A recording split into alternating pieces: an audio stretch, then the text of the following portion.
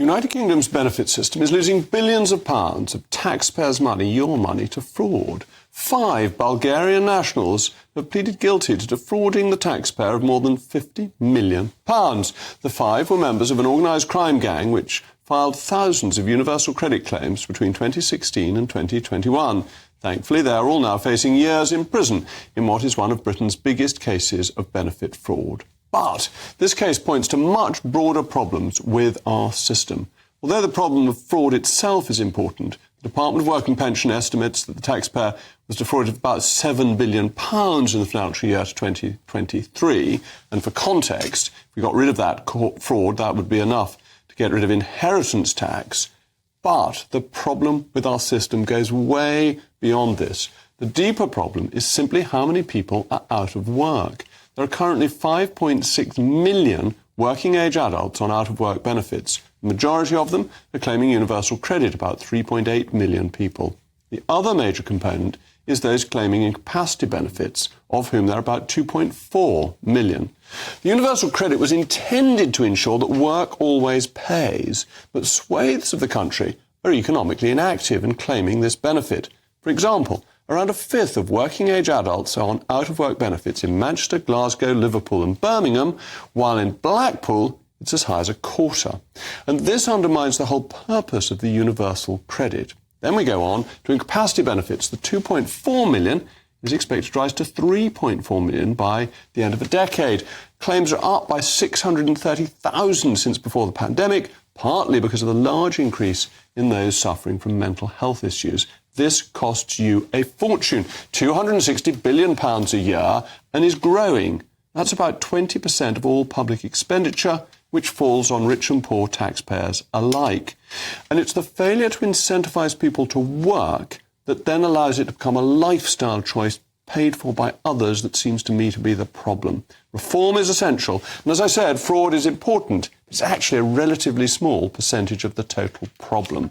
Only if we get these costs down, reduce that 260 billion, can we afford to cut taxes, unleash Britain's latent growth and innovation, and increase the size of the pie, as Margaret Thatcher used to put it, for everyone. More pie all round.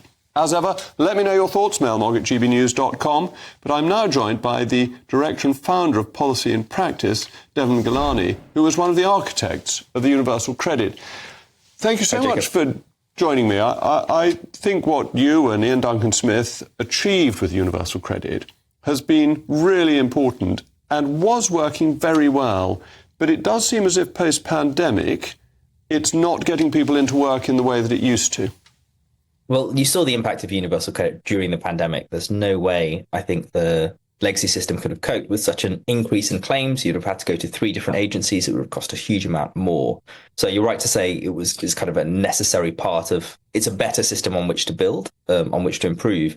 I think, part of the question is, would the legacy system have done any better given the challenges that we're facing today? And we covered quite a lot. We talked about benefit fraud in your piece. We talked a bit about the number of people long-term unemployed. Would the legacy system have coped any better in those circumstances? And if you think about the drivers of those two problems being, one, just health issues, people getting unwell, not being able to get the treatment they need early enough to be able to get better and get back into work. Once they're out of work for a long period, it's really hard to get them back in. And the other big driver of increased costs being housing. So the housing bill, benefit bill going up and up and up all through the last decade, despite some freezes and cuts to housing benefit in that time. Those two parts are outside of the benefit system. You need to bring housing costs down. You need to improve people's health generally, and you need to improve their access to health if you want to bring the cost of the system down and the number of people needing to rely upon it down. But if we look at the universal credit itself, do you think that the withdrawal rate remains too high so that the incentivisation of work isn't as great as it was intended to be when Ian Duncan Smith set this system up?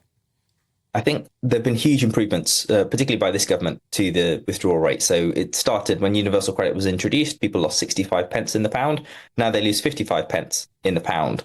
After tax, that can rise a little bit, but actually with national insurance cuts, that's still better. And with increases in the living wage, that it's better still. So people are getting to keep more pounds and pence for each penny that they earn than they were able to before, and certainly than under the legacy system too. So it is doing a better job of incentivizing work than the legacy system. Could it be doing more? Should it be doing more? Yes, of course. But that's about bringing overall taxes down, and you do want people to pay back their benefits as their incomes increase. So it's about getting the balance right. And I think 55 pence is not far off the right balance. So well, you can do more. I would suggest if you wanted to do more, you would increase something called the work allowance. That's the amount you can earn before your benefits are withdrawn at all. And it makes moving into work an absolute no-brainer for people, because you can do that, take those early steps into work, and you're guaranteed to be no worse off. In fact, you get to keep all of the income that you earn.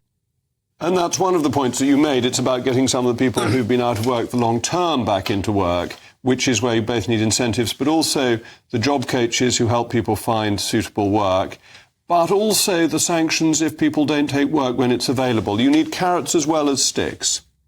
Yes, exactly. And I think there's been a lot of emphasis on stick, and I think it's left people feeling a bit like the benefit system is something to avoid.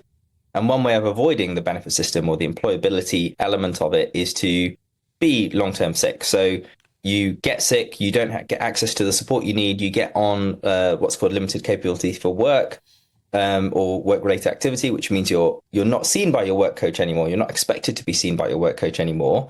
And if you take steps into work from that position, a lot of people are in that position today. If you take steps into work from that position, you have to engage with the job centre. You have to go in every month, and actually making those support schemes voluntary. And government in last year's budget did make some effort to introduce some employment support schemes that were voluntary.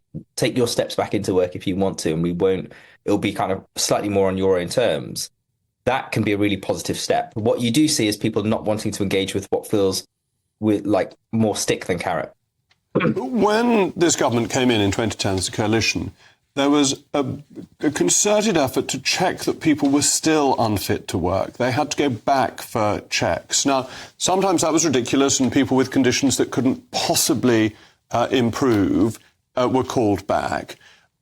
But the reduction in that seems to have allowed people who do get better or could be helped to get better not being called back in. And I wonder whether we need to look at that more rigorously. So that is still the case. You can still be called back to be reassessed. But what you're seeing is far more people applying to, becoming ill and applying for sickness benefits alongside similar levels of checks. And perhaps the health service around that not being strong enough. It's a combination of physical health issues and mental health issues. And there's not really enough support for people who need that extra help to get back into work or get back into a place where they can start to look for work again. So it's a combination of making sure you've got these factors outside of the benefit system. Mental health support, other types of talking therapies have been announced by government. They're not in place yet, or if they are, they're in very small scale pilot mode. I think if you were able to roll those out faster, you could see what difference they were going to make to the number of people staying in work, staying active. Thank you very much, Devon. Well, with me now is my panel, former editor of The Sun, Kelvin Mackenzie, and the historian broadcaster, Tessa Dunlop. Kelvin, isn't this sort of back to the 1980s when you've got high unemployment and you actually disguise it because it's less embarrassing for everybody if you say it's people who are unwell? Well, there's certainly, this is a highly technical discussion, really, to be truthful. But the reality of it is that there has been an explosion in mental health issues being used by people as a form of not having to go through the rigors of simply being unemployed. Now, the question is there an explosion in mental health issues? A. And secondly, if there is, how on earth are we going to afford it? And the truth about the matter is we need people to work. We are getting less people to work, and it's costing us more money. That simply, even whether you're Labour or Conservative or Green, that has to be resolved. Tessa, this is a big issue, isn't it? Because particularly for men, male mental health is worse when they're out of work. And therefore, if they're out of work, then their mental health is likely to be worse. And then if you're giving them benefits... I wasn't aware. There are very good statistics on this. I wasn't aware that impacted men. As I understand it, more than women, or certainly in the reports I've seen. I expect they're more isolated because women tend to be better communicators. We speak more words. Something like staggering. Women speak 7,000 words a day to men's 2,000 words a day. Well, 27,000 in your case. Thank you very much, Calvin. Nice to see you after Easter. Hope you had a good one.